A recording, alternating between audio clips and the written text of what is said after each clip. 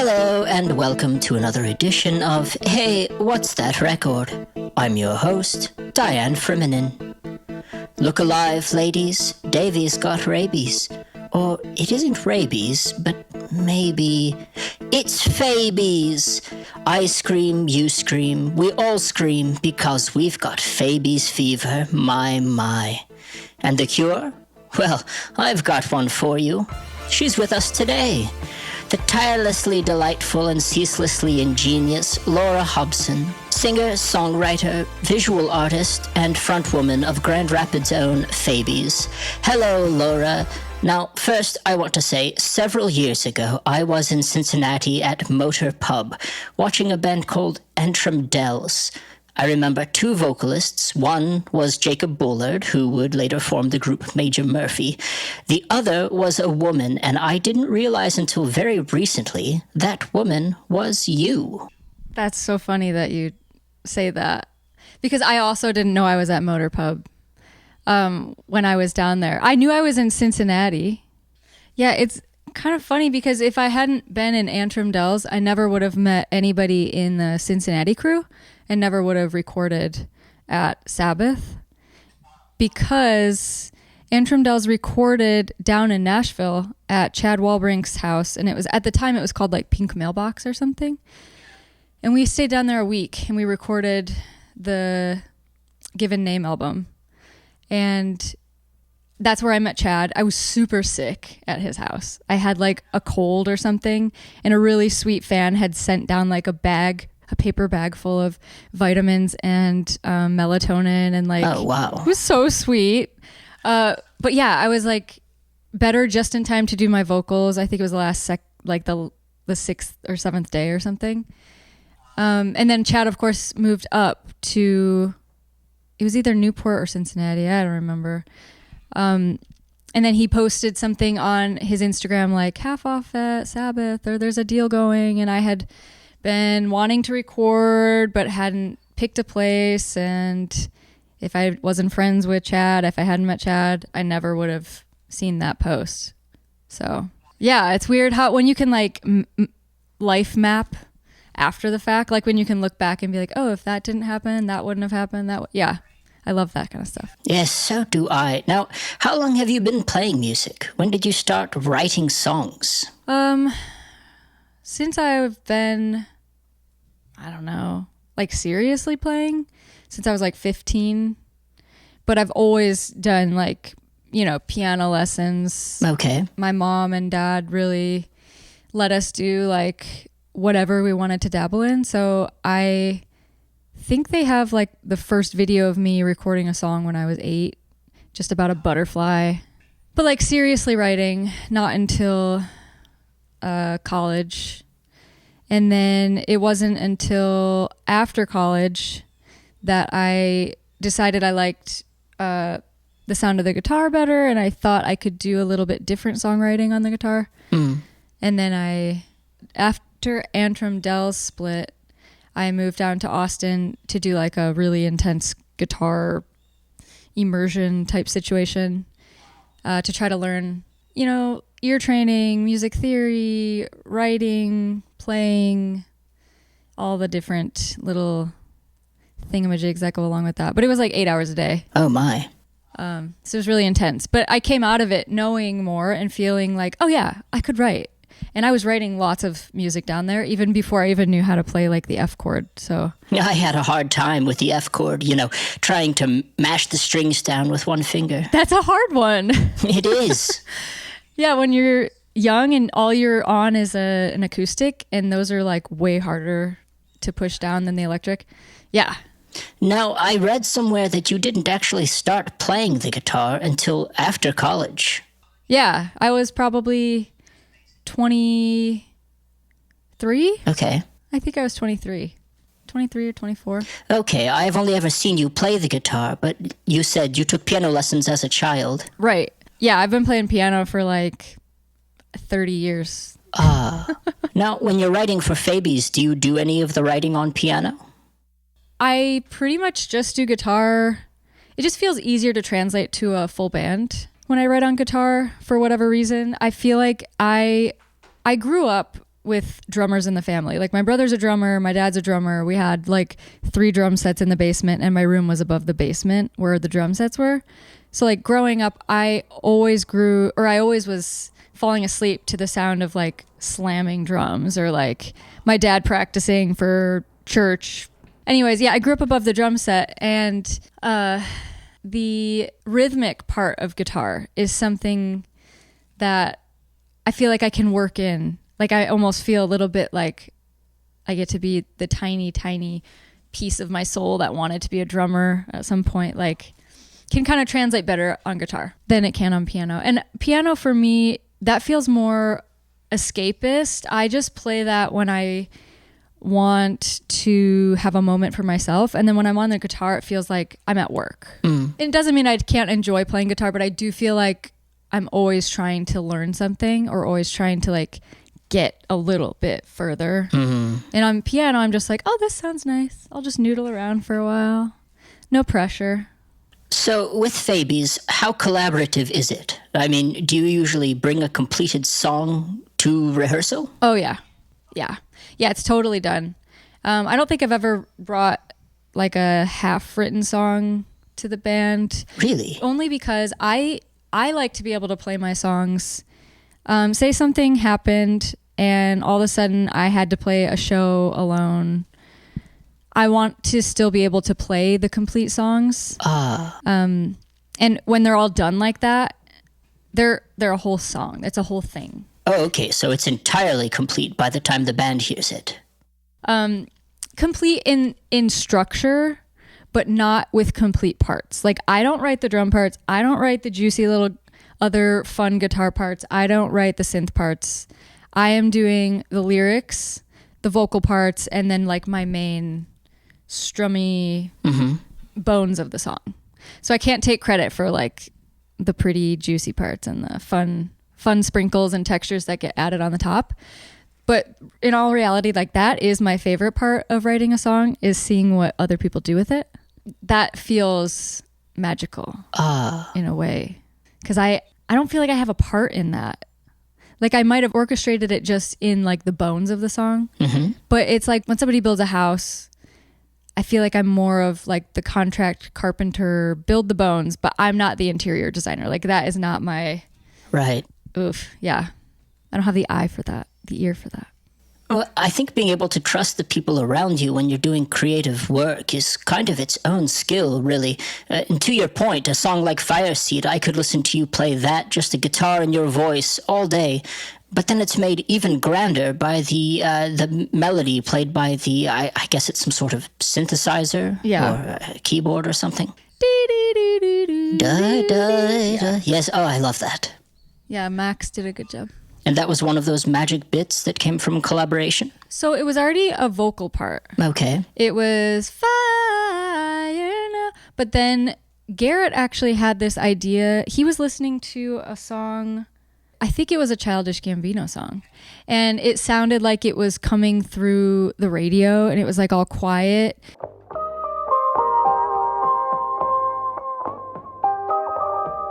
And then it like turns up later, like blasts into the real song. And Garrett had been listening to that and he was like, well, I think that could be really nice for Fire Seed. Like I want to do something like that where you're just kind of hearing this radio warble sound. And then I don't know who had the idea for like pitching it up, but it starts in a different key than what it pitches up to.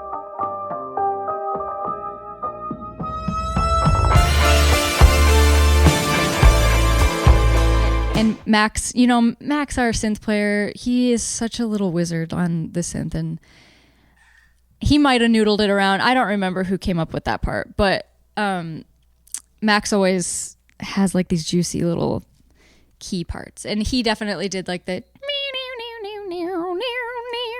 like the trouble. Yeah. But that is like one of my favorite moments on that album. I find myself thinking that throughout the entire record. Every song I say, oh, no, wait, this one's my favorite. Yeah.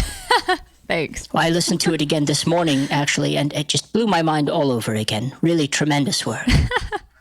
Well, we had a fun time and a great visionary mind. You know Jacob Merritt. Yes. And producer wise, like I couldn't have really asked for somebody more nurturing or like attentive or gentle with my spirit. Because I was terrified to record. Oh my. Terrified. I don't know why. I don't even really have any like trauma surrounding recording or anything. I think it was just like, are my ideas valid? Are my ideas good enough? Am I a musician? I think I was just wrestling with all the stuff at the same time. But the way that Jake sets up his recording practice is very much so like, take care of the artist first, take care of their mind first. We're not just going to like go guns blazing into the studio. It's like, we're going to think deeply. We're going to relax deeply. We're going to consider all the parts of an artist before we do the hard work. And I had never been in a spot like that where I very much so felt like all my needs were being met, like my intellectual needs, like my food needs, the most comfortable bed needs, like all of it. And the entertainment, we would like watch these movies at night or an X-File, like a really interesting episode. And so I think having somebody who's attentive like that and somebody who cares very deeply about artists, it really translates into the album. Because when you care about all parts of it, everything ends up feeling considered or feeling artful in some way. And it's a lot of work. That is not easy. No, that's a very special work he's doing. Yeah, you don't meet those people very often. Yes, so Jacob Merritt and Matt Latshaw at Sabbath, they've been the sort of go-to recording crew for Phabies so far, haven't they? Oh, yeah. Yeah. Well, because I am terrified of trying new things. That might be just how I am. Once you find something that works, I am very much a proponent of like, I don't want any other distractions when I am trying to do hard things. And so even like I always wear black. I don't want to think about other things. Like it's just like my go-to. If I'm already anxious about something, just put on something that you're comfortable with, put on something you know. And for recording, they're a team that works. And then the other musicians they bring in, I love, obsessed, creative little like tasty parts all throughout the album. That's Alex McGrath, that's Corey Pavlinik of Zoo, that's Isaac Carnes on the upcoming album. It's just like tasty friendships. They all feed into each other. I could go on all day about how much I love that Cincinnati crew. But if you find people that you feel comfortable working with, why would you change it? I don't know. Unless you had to, unless something happened, you know. A fair point. Yes, and it seems to be working for you. Just as a listener, as a fan, you know, every release has felt more honed. The quality just keeps improving, and it was very high to begin with. Thanks, Diane. Yeah, that means a lot. Well, certainly. And looking at the credits on the Fire Seed record, you surrounded yourself with very talented people, not just from Cincinnati, but looks Kim Rosen mastering and... Yeah, Kim was intentional. We wanted a woman in the industry to help mix or master something. And it's just because, like, I want them to be less rare in the industry. And I feel like if I can throw money or throw some type of credit their way, like other women will be like, oh yeah, I can do that. Or like, that's something I want to do. So that was very intentional. And I just like, other than the fact that I love the way it turned out. And then the cover art for Fire Seed is partially a painting you made, and then the rest of that painting shows up on an insert inside the record. So you're a painter. Yeah, I went to school for painting. Okay. But I rarely paint anymore because I do music. And painting, actually, I have like trauma associated with painting from college. So I kind of don't paint anymore because it puts me in a weird place, which is weird. I've been trying to work through that. And part of working through that has been throwing away the way I used to paint. And so the painting that's part of the album is a total diversion from the ways that I learned to paint and the ways that I was painting in college. Mm-hmm.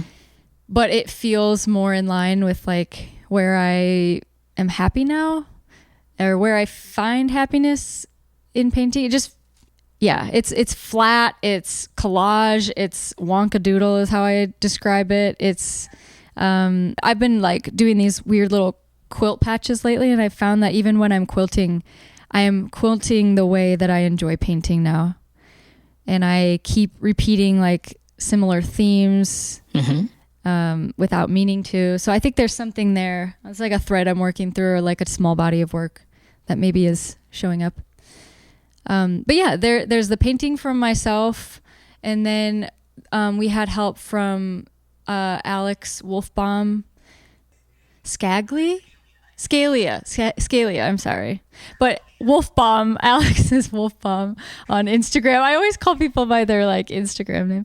And then yeah, Joey Joseph they both helped with like the design and like placement and text surrounding the whole album and like the insert and the cover, and used like pieces of the painting throughout, which was cool.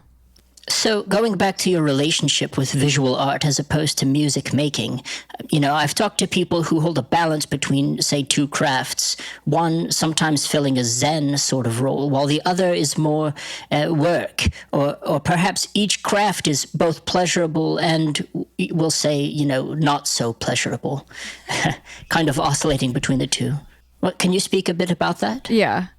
Yeah, I think there was a Joni Mitchell interview that I watched with Sabbath that said they're different languages. Mm.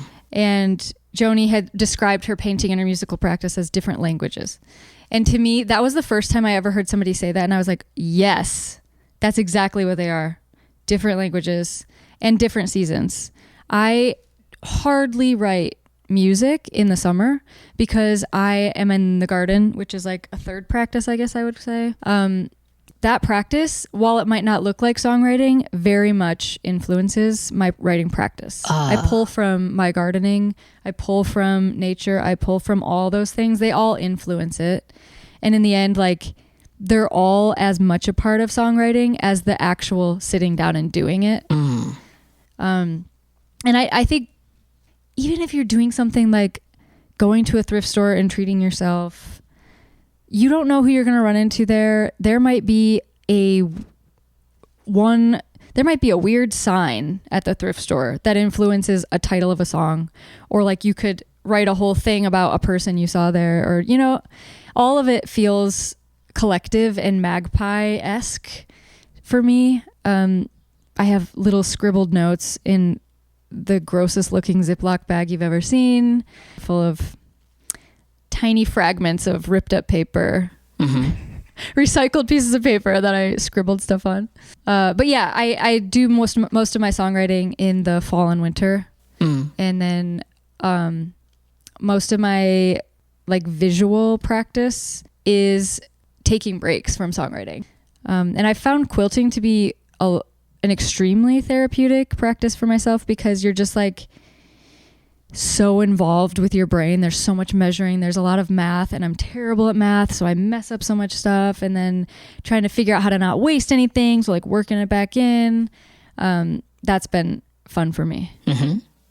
In my brain. It also makes me think of dance. The dancers I've spoken with who describe being so in your body and so focused on the physicality of what it is you're doing at that moment, being forced to be present in a way that's really... Yes.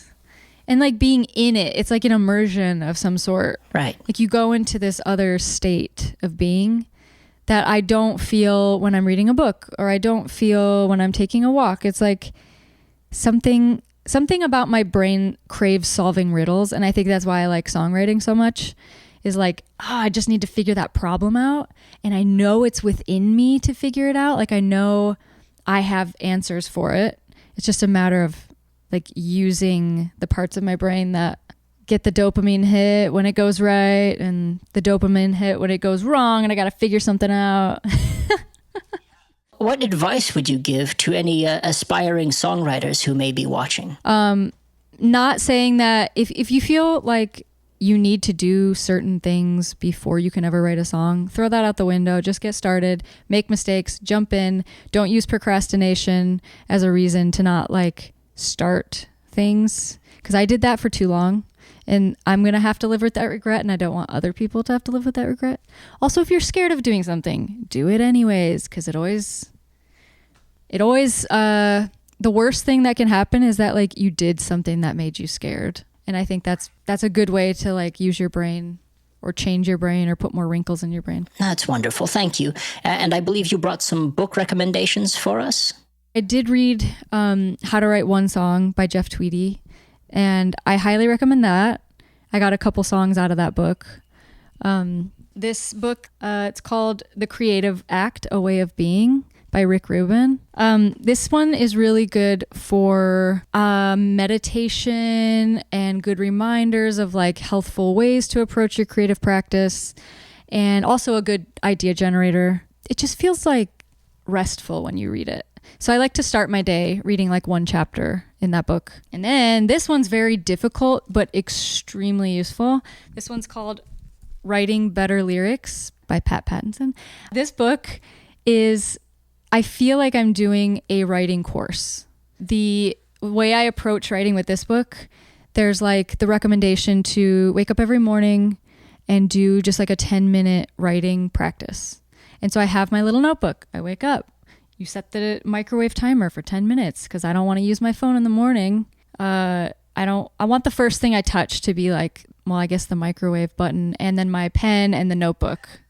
And then, you know, I put on like my sound cancel headphones just so I don't get distracted by a pet or a leaf blower or something. This book, though, I'm thinking about starting like a little group, just like with a couple other musicians, where we go through like 1 or 2 chapters a week and come back with a song every week or something. I don't know. Because I've been doing these School of Song courses, which I am obsessed with and I can't recommend enough. And I've met so many cool people. I can't say enough. And I'm not sponsored by them. I'm not connected with them other than I've given them my money to take these courses. But I'm thinking about doing something in real life, you know, through this book, like working through it, kind of to try to keep the momentum of songwriting, or maybe keep the winter sadness away, or something to see people regularly, create some type of music community. But those are my book recs. Lovely. Thank you for the recommendations, and thank you so much for speaking with me today. It was truly delightful. I love Fireseed, and I'm excited to see what you and Phabies do next. Thanks, Diane. It was a pleasure. That's Laura Hobson from Phabies, and I'm Diane Feminine, perpetually asking, hey, what's that record? Until next time, bye-bye. Diane Feminine, the only woman in my heart.